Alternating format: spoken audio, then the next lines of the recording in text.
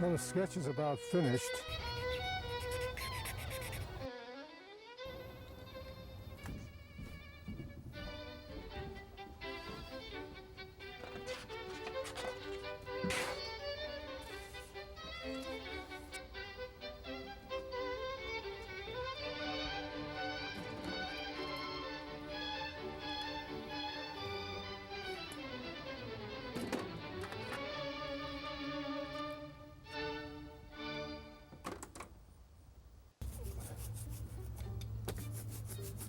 It's a little too dark. I have to put a little lighter paint in there. And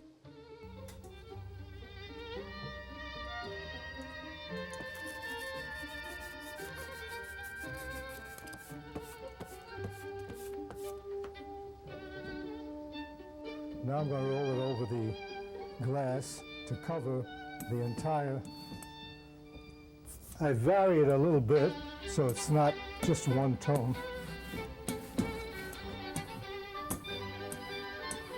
I put on my paint not too thickly so I can see the drawing underneath. Now the idea is to eliminate some of these shapes here, or rather clarify them, and I use a Q-tip for my delicate details like the legs of the chair. I buy them by the box of 300 because I use so many of them. Now you got to use a very steady hand because one slip and you have to start doing a lot of the stuff over again. To get a thinner line, I remove some of the cotton off a Q-tip.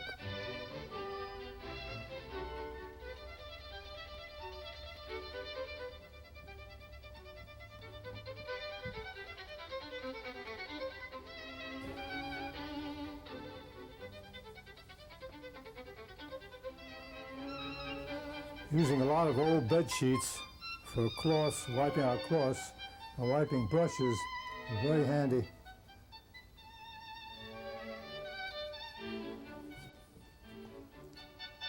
The Q-tip is also used sort of as a pencil because as you define the negative outlines, you are drawing actually just as you're drawing with a pencil. Once in a while you have to lift the glass up to see if you're getting the right amount or your lines are coming out. You can check the empty spaces against the dark spaces by lifting the glass up a bit. Now I have to patch up a few spots that I've gone too far on. A little retouching at this point. I use the same paint as I've used on the roller so as I can match the color for my retouch.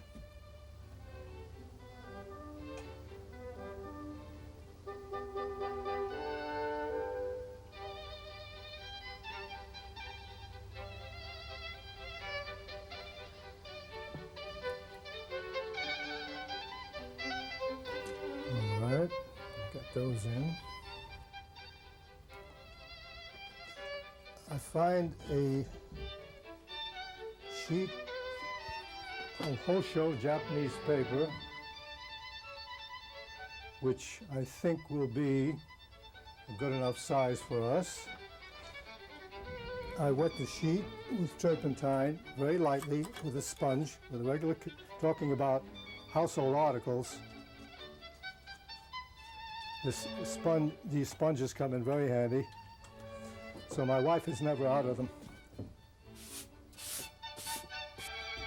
You learn just how much to put on by a lot of experience.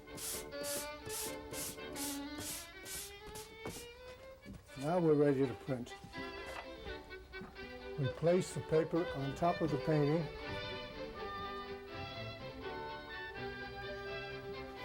We then tape the two ends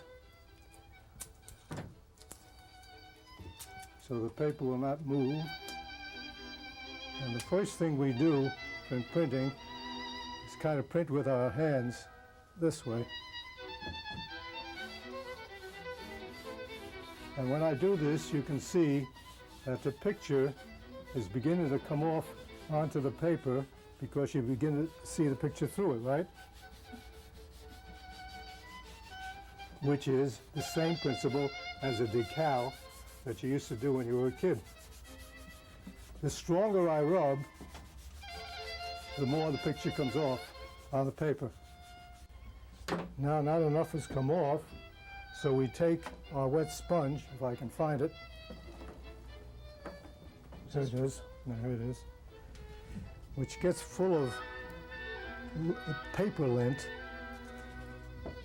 and I wet it from the top, rubbing it down so that more paint will come off. More paint will attach itself to the paper. You see how you can see through it?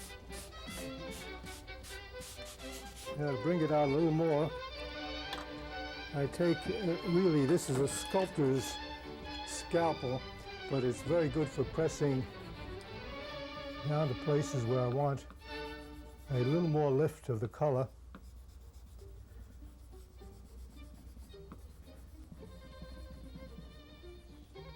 Does the paper ever tear on you? It certainly does. Then you throw it in the basket, and you wasted a good hour and a half.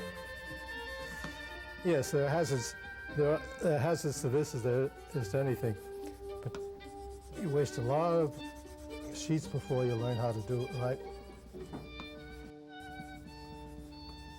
I want to get a little variety and definition with my green, which is almost flat, but I'm trying to get a little variety by heavier rubbing and less rubbing in it.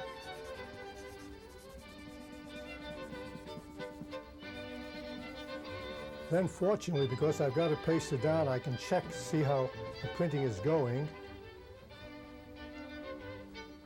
In fact, if I turn it around, I'll be able to see it a lot better.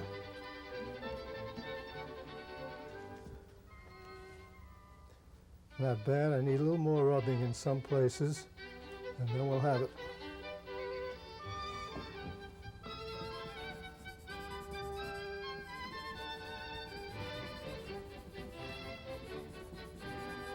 Then we'll have our 25th variation of the lawn chairs.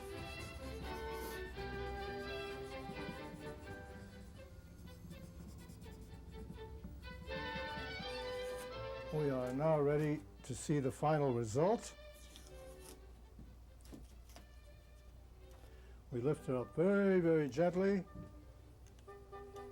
And can I hold it up like this to show you the picture?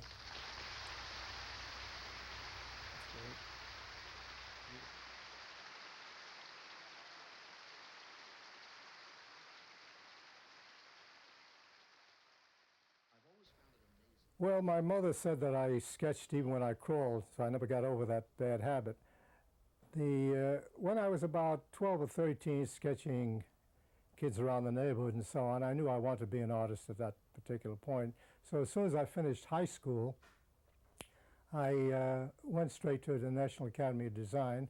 You had to show some drawings and so on to pass, and your whole bill was $10 a term to get in. But of course, I had to pass your talent, like a pianist or whatever.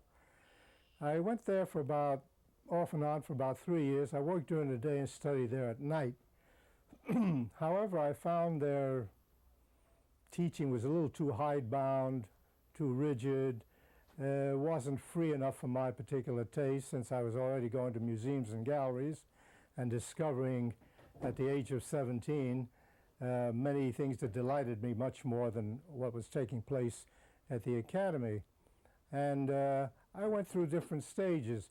First trying to imitate Rembrandt, because he was one of the first ones a lot of us fall in love with. Then more dashing bravado painters like Sargent or Frank Duveneck or George Lux, who I still admire very much. And finally around 1929 or 30, when the Museum of Modern Art put up a big show of the moderns, that is, the moderns America hadn't seen too much of, Cezanne, Van Gogh, Gauguin, and Seurat, I began to get a little bewildered and interested. It was a little too much for me, although I took to Gauguin immediately, because he was so decorative and his colors were so pleasant. And little by little I caught on to some of the others. Then through the galleries I became acquainted with some of the Cubists, Picasso and Braque and Paul Klee, who remains my favorite to this day. And their use of flat space to create distance instead of modeling with light and shade so much and fussing it up so much with all the details appealed to a young rebel like me very much. And I would say I became, in a certain sense, a modern around 1931 with gouaches I would do in the street scenes in Jamaica, Long Island, where my family was brought up in. Let me just stop you while the phone rings.